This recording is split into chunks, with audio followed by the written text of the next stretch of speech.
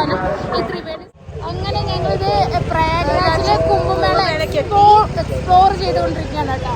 ഇപ്പൊ സമയം 9 മണിയാണ്. ഇപ്പൊ നമ്മളുള്ളത് ഇപ്പൊ എന്റെ കൈ പോയാണ്. ഇപ്പൊ ഉള്ളത് സെക്ടർ 18 അല്ല 18, 19, 20 ആണ്. നമ്മളിപ്പോ ഇതിപ്പോ കവർ ചെയ്ത് വന്നുകൊണ്ടിരിക്കുന്നത്. ഞങ്ങള് ഇന്ന് പോയിട്ട് അവിടെ നാഗസാധു, കിന്നറഗാഡ, അങ്ങനെ കുറച്ച് പേരെ, ജൂനാഗാഡ അങ്ങനെ കുറച്ച് പേരെ കാണാൻ, ജൂനാഗാഡ അങ്ങനെ കുറച്ച് പേരെ കാണാനുള്ളൊരു ഭാഗ്യമുണ്ടായി. ആശീർവാദം കിട്ടാൻ, അവരുടെ ഒരു അനുഗ്രഹം കിട്ടാൻ ഒരു ഭാഗ്യമുണ്ടായി. അങ്ങനെ ഒരു നല്ലൊരു വൈകുന്നേരം തന്നെ പറയാം. പക്ഷെ നമ്മളെല്ലാവരും വിചാരിക്കും മഹാകുംഭമേളയ്ക്ക് ഭയങ്കര തിരക്കാണ്, ഭയങ്കര ബുദ്ധിമുട്ടാണ് വന്നേക്കാൻ.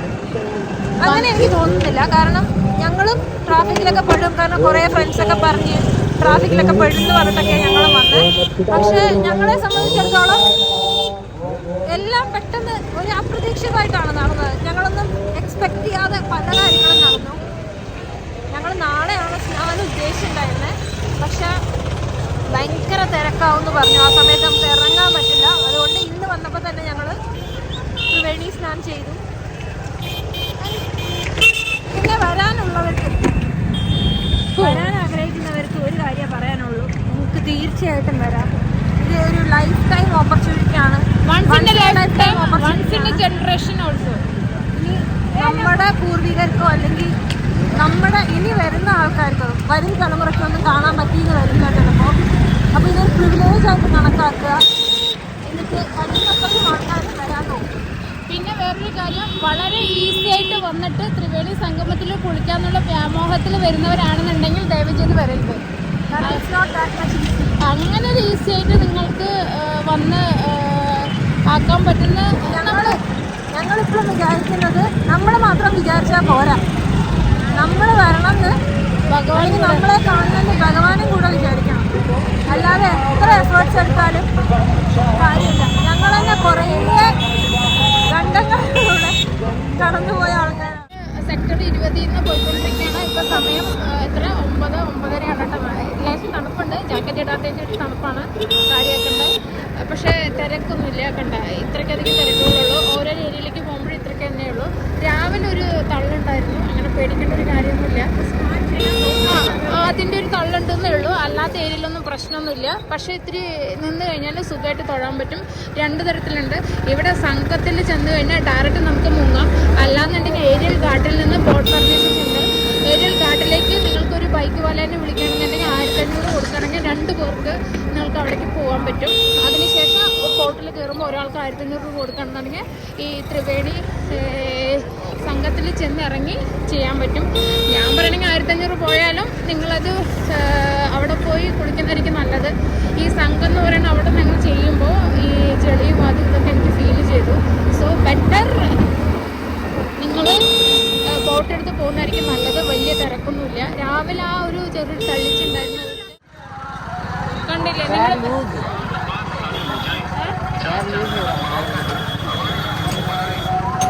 അങ്ങനെ പറയുന്ന ഒരു തിരക്കൊന്നും വണ്ടി മാറ്റിയിട്ടെടുക്കും. വലിയ ചെറിയ തിരക്കുണ്ട്. പക്ഷെ നമുക്കത് മാനേജ് ചെയ്യാൻ പറ്റുന്ന തിരക്കൊക്കെ ഉള്ളൂ. അങ്ങനെ മൂവിങ് അല്ലാത്ത തിരക്കോ ആരും ജാമായിട്ട് നിൽക്കുന്നൊന്നുമില്ല. പിന്നെ എവിടെ നോക്കിക്കഴിഞ്ഞാലും പോലീസുകാരാണ്. ഒരു 10-20 പേര് കഴിഞ്ഞാലും ഇവിടുത്തെ പോലീസുകാരാണ്. നമുക്ക് എന്ത് ഹെൽപ്പിന് വേണമെങ്കിലും നമുക്ക് അവരോട് ചോദിക്കാം. അവർ 100% അതിന് നമ്മൾ ചോദിക്കുന്നതിന് മാക്സിമം അവർ ക്ലിയർ ചെയ്ത് തരാനും ശ്രമിക്കുന്നുണ്ട്. അപ്പോൾ big salute to all police in Kumbh Mela.